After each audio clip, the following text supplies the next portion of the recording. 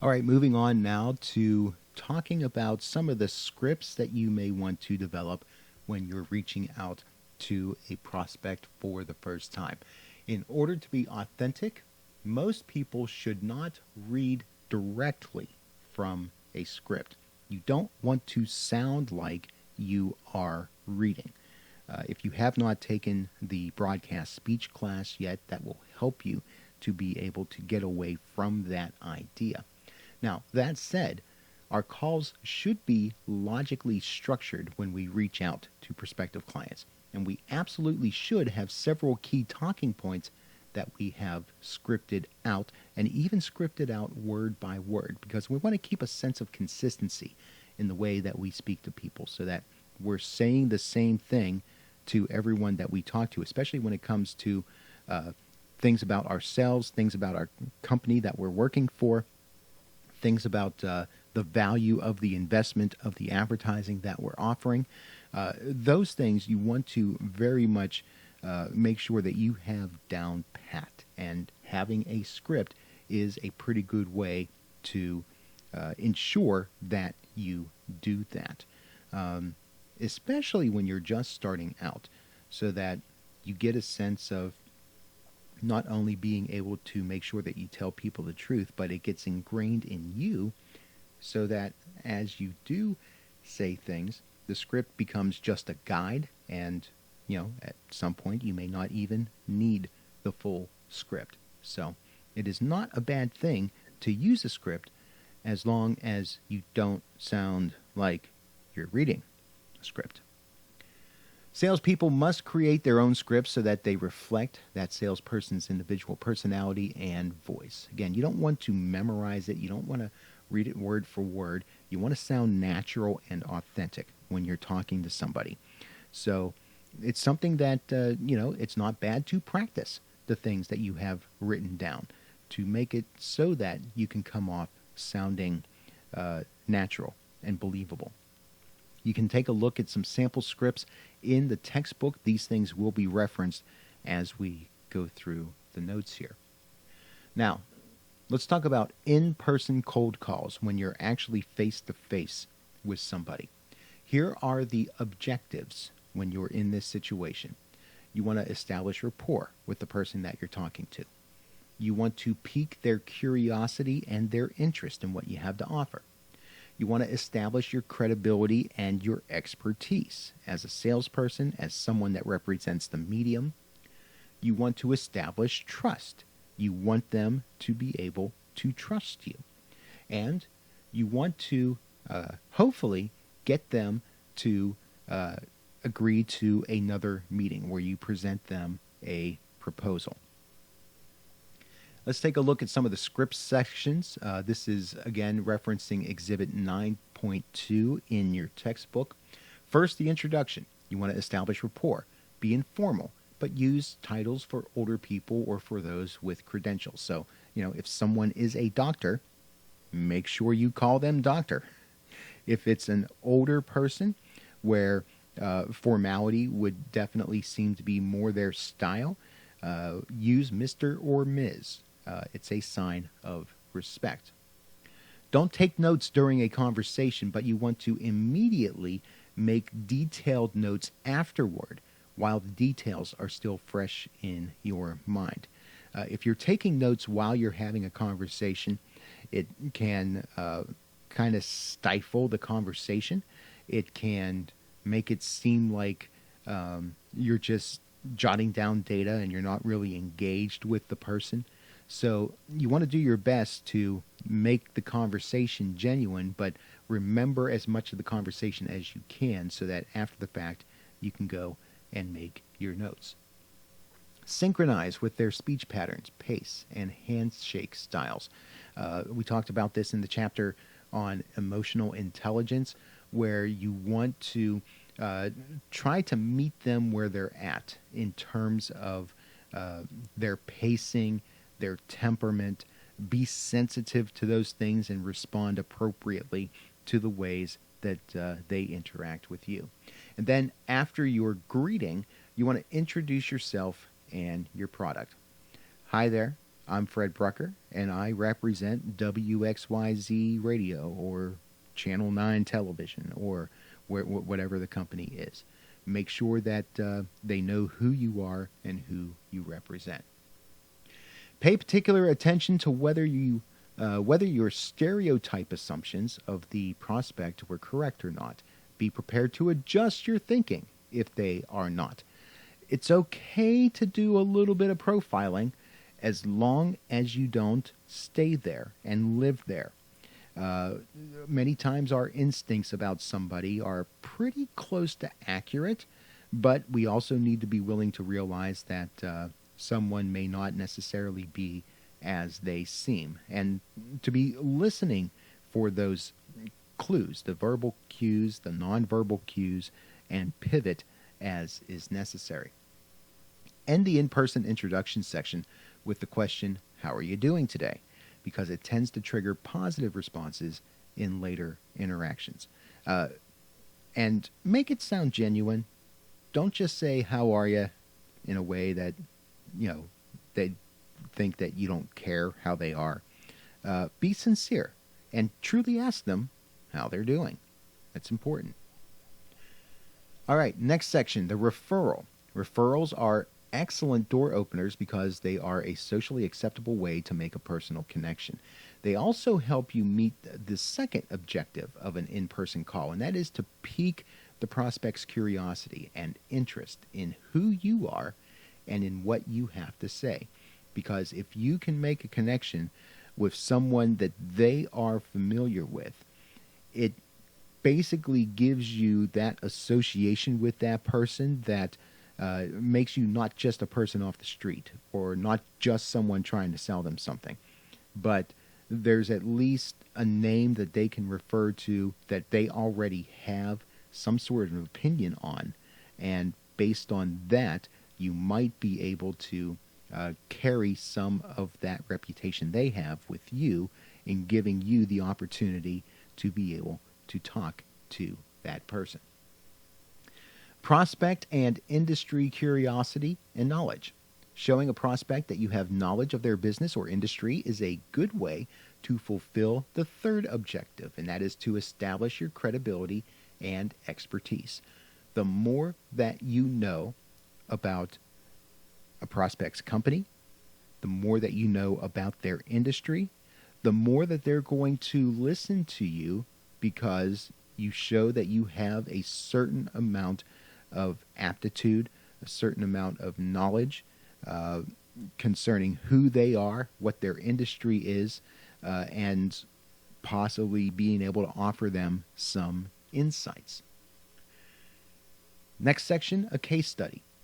For our purposes, a case study is a success story about how a business got results by advertising in your medium. When you include a case study, especially if it's within a prospect's category of business, or if you connect it with someone that they've heard of, someone that they know, this serves as proof of performance. If you can say that so-and-so got positive results with advertising with you, that's also going to lend to the credibility of who you are, lend to the credibility of your medium, and they're going to pay attention to that a little more. And then directed questions. These allow you to build trust by getting basic information, allowing you to do research for insights and for solutions for the prospect. So you don't want to ask questions that you could very easily find out by looking on the company's website. That's hopefully going to be covered by you sharing the knowledge that you had in that previous slide. What you're really trying to do is you want to get a little inside information, something that says something about what a goal is that the prospect, that the company has, that perhaps hasn't been shared out there, or a challenge that they are facing, showing that you're not prying, but you're trying to kind of understand where they're at in terms of their thinking, in terms of their strategy, those sorts of things. and you do it in a way that shows a bit of care and compassion. Try to get new information and also introduce new information. Introduce info in an attempt to find something that the prospect likes or dislikes so you can find areas of agreement. You're trying to find some common ground here.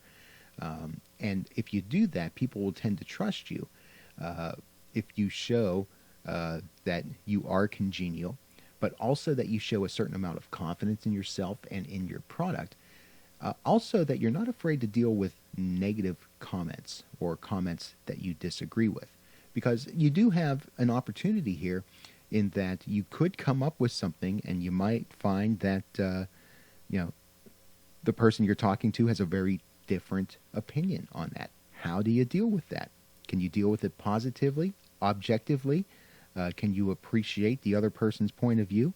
Those things will take you a long way. And then in your close, you are attempting to meet the fifth objective, and that is to get a proposal in-person meeting, to be able to present them with arguments that are tailor fit for them and their business in terms of what an advertising investment can do for them.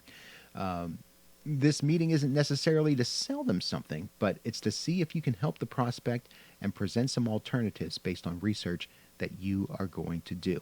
This is where you kind of get into that sense of this next meeting will be a little bit of you trying to educate the client, but also showing them that you really do know something about them, and you've taken the information that you've learned from them, both in your research and in whatever they've told you in this encounter, and turning that into something that is worthwhile for them to pay attention to. This helping approach puts you on the side of the prospect and will continue to help build their trust of you. This equation that was in the textbook, again, this isn't really a mathematical equation per se, but it's that sense that the more that you build credibility and reliability and authenticity, you're going to basically create that trust vector with the client. If they don't see that you are being credible or reliable or authentic, they're basically going to look at you and say you're only looking out for yourself, and that's going to take your trust level way, way down. Now, let's move from talking to somebody in person, and let's say you're reaching out to someone by the telephone. The objectives here are to pique curiosity and interest. It's not as easy to establish rapport on the telephone as it is in person. Trying to do like the small talk and all that doesn't always necessarily work as well. You, again, want to establish your credibility and your expertise. You want to establish trust, and you want to get that proposal meeting. Now, this time, everything is going to reference Exhibit 9.3 in the textbook, so have that as a frame of reference. In your introduction, you want to make sure that you have proper pacing when you're talking to somebody on the phone. You want to get to the point quickly, and you also want to pause often so that it gives the person on the phone the opportunity to respond to you.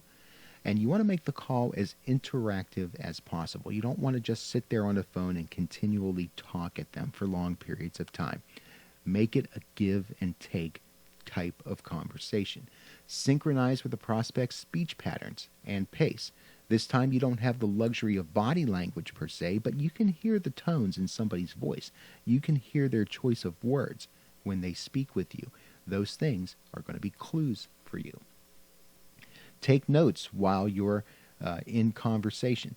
They can't see you taking notes, so it's valuable to take notes as you have the phone call. Make sure you stay focused on the conversation, however.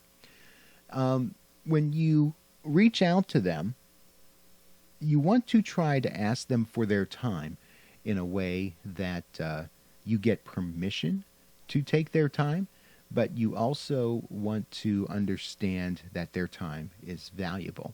So a question like, "May I steal a minute?"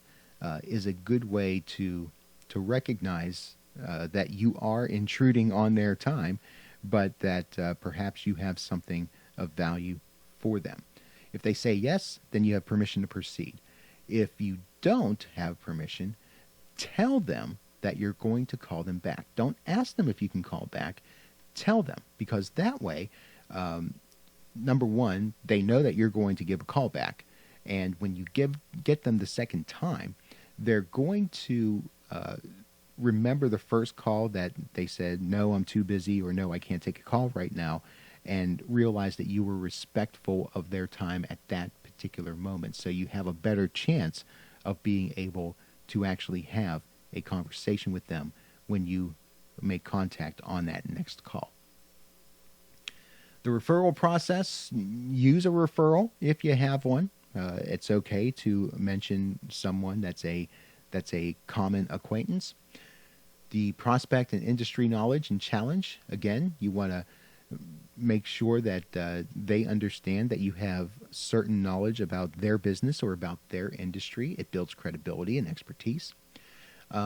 There's tips and tricks for certain case studies and construction on the author's website. Feel free to take a look at those.